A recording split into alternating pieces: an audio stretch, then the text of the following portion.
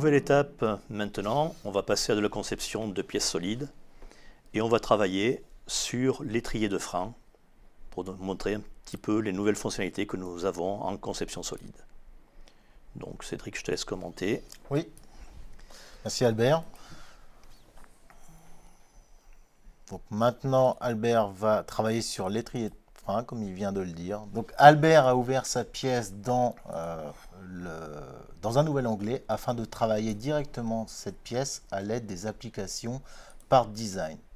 Donc la petite nouveauté par rapport à CATIA V5, c'est que vous allez pouvoir directement créer la géométrie graphiquement, donc sans passer par la barre d'outils. Vous voyez qu'Albert là est en train de créer une extrusion simplement à la souris en manipulant l'esquisse et en tirant sur la boussole. Donc il a créé une extrusion.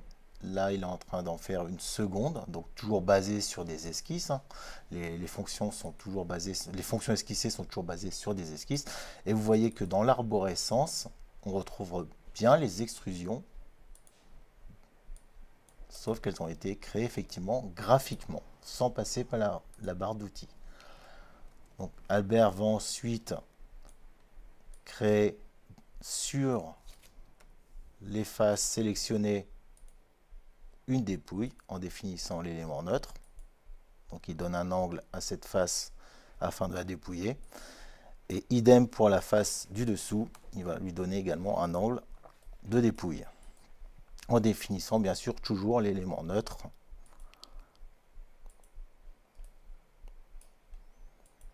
Donc une fois cette dépouille effectuée, il va maintenant créer. Donc il affiche plutôt un renfort. Donc il y a toujours bien sûr en 3D Experience CATIA cette notion de corps de pièce, qui va vous permettre de scinder votre conception mécanique en plusieurs parties et au final d'avoir un résultat grâce aux opérations booléennes. Suite à cette opération booléenne,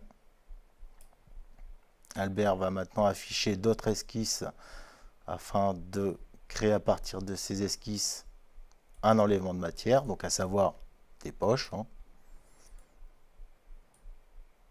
Donc une seconde poche. Donc vous voyez, toujours graphiquement, il sélectionne les éléments.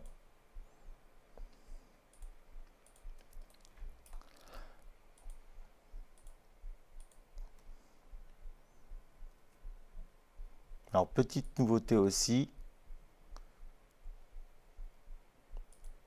donc il va pouvoir directement, donc suite à cette dépouille là, il est en train de finir effectivement les dépouilles sur sa pièce, donc il va pouvoir directement créer sur sa pièce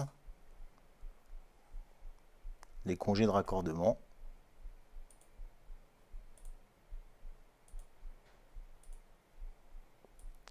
Toujours dans le même principe, en sélectionnant graphiquement l'arête et en tirant sur la flèche afin de définir le rayon. Alors vous avez vu qu'on peut également renseigner le rayon manuellement, bien entendu, en mettant une valeur.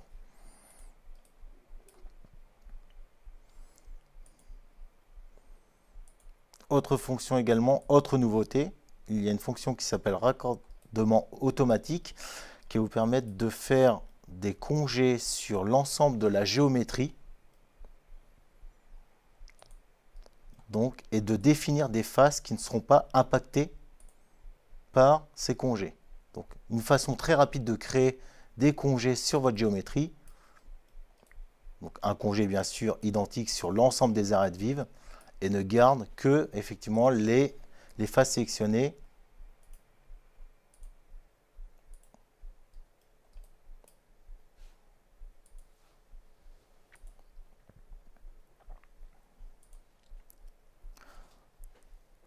Ensuite, la prochaine étape, ça va être de créer maintenant des trous. Donc Albert est en train de définir les esquisses pour créer ces trous. Donc il est fait bien sûr concentrique par rapport à la géométrie solide. Il sort de l'esquisse. Et encore une fois, graphiquement, il va pouvoir directement manipuler pour faire un enlèvement de matière.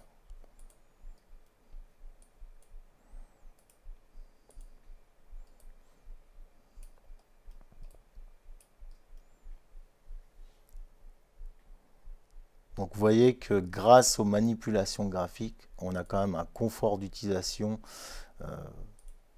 intéressant et une optimisation pour la conception, puisqu'on n'est plus obligé d'aller chercher directement dans la barre d'outils la fonctionnalité, mais on peut directement les retrouver graphiquement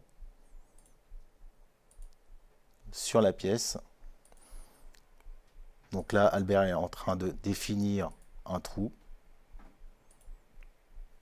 sur sa pièce. Donc il paramètre son trou, un trou lamé, de type lamé, en définissant bien sûr le standard de trou.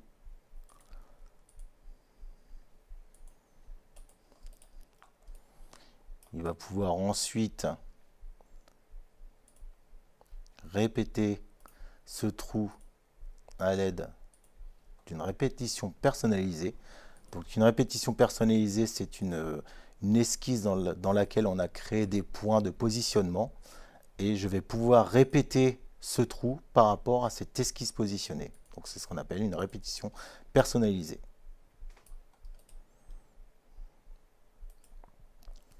Ensuite, il se rend compte que les trous ne sont pas tous forcément identiques dans le résultat final. Il va donc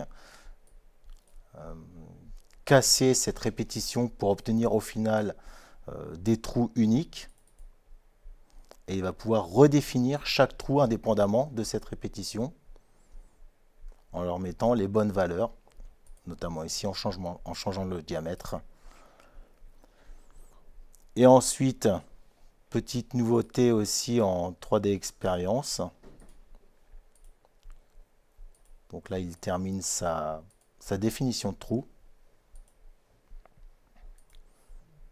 Et il va pouvoir dupliquer rapidement les propriétés de ce trou à d'autres trous. Donc vous voyez qu'il affiche uniquement les fonctions qui sont du même type et met en transparence l'ensemble de la pièce.